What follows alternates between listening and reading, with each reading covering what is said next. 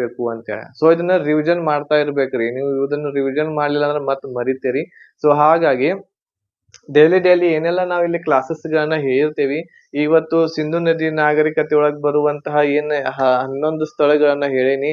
ಅವುಗಳ ವಿಶೇಷತೆ ಏನೇನು ಅವುಗಳನ್ನ ಏನ್ ಮಾಡ್ಬೇಕು ನೀವು ಸರಿಯಾಗಿ ನೋಟ್ಸ್ ಮಾಡ್ಕೊಂಡು ಬಾಯ್ಪಾಟ್ ಮಾಡಿ ಅಥವಾ ಹೆಂಗಾರ ಟ್ರಿಕ್ಸ್ ಗಳನ್ನ ಮಾಧ್ಯಮದ ಮೂಲಕ ನೆನಪಿಟ್ಕೊಂಡು ಪರ್ಫೆಕ್ಟ್ ಆದ್ಮೇಲೆನ ನೀವು ಮುಂದಿನ ಕೆಲಸ ಮಾಡ್ಬೇಕು. ಇಲ್ಲ ಅಂತಂದ್ರೆ ಸುಮ್ನ ಓದಿರ ಅಂತಂದ್ರ ತಿಳಿಯಂಗಿಲ್ಲ. ಆಮೇಲೆ ನಾನು ಇಲ್ಲಿ ಕ್ಲಾಸಸ್ ಗಳನ್ನ ಹೇಳ್ತಾ ಇರುವಂತದ್ದು ಯಾವ್ದೋ ಒಂದು PDF ಅನ್ನ ತಂದು ಇಲ್ಲೆಲ್ಲಾ PDF ಇದೆ, ಸೊ ಹಿಂಗ್ ಅಂಡರ್ಲೈನ್ ಮಾಡಿ ಓದಿ ನಿಮ್ಗ ಕ್ಲಾಸಸ್ ಗಳನ್ನ ಮಾಡ್ತಾ ಇಲ್ಲ. ಹೌದಾ? ನನ್ನ ತಲೆಯೊಳಗೆ ಏನೈತಿ ಅದನ್ನ ನಿಮಗೆ ಹೇಳಾಕತ್ತೇನಿ ನಾನು. ಓಕೆ, ನಾನು ಮೊದಲು ಪರ್ಫೆಕ್ಟ್ ಆದ್ಮೇಲೆನೆ ನಿಮಗ್ ಪರ್ಫೆಕ್ಟ್ ಮಾಡುವಂತದ್ದು ಮಾಡಾಕತ್ತೇನಿ. ಸೊ ಹಾಗಾಗಿ ನೀವು ಕೂಡ ಒಂದ್ ಸ್ವಲ್ಪ ಏನ್ ಮಾಡ್ಬೇಕು ಅಂತಂದ್ರ ಜವಾಬ್ದಾರಿಯಿಂದ ಏನ್ ಮಾಡ್ಬೇಕು, ಒಂದ್ ಸ್ವಲ್ಪ ಓದ್ಬೇಕಾಗ್ತೈತಿ. ಇಲ್ಲ ಅಂತಂದ್ರ PDF ಓಪನ್ ಮಾಡಿ ಹೇಳೋದ್ ಬಹಳಷ್ಟು ಹೊತ್ತು ನನಗ ಹಿಡ್ಸಂಗಿಲ್ಲ. ಈಗ ನೋಡ್ರಿ, ಒಂದು PDF ಅನ್ನ ನಾನು ಇಲ್ಲಿ ಓಪನ್ ಮಾಡಿ ಇಲ್ಲಿ ಇರ್ತೈತಿಪ್ಪ, ಸಿಂಧು ನದಿ ನಾಗರಿಕತೆ ಇರ್ತೈತಿ.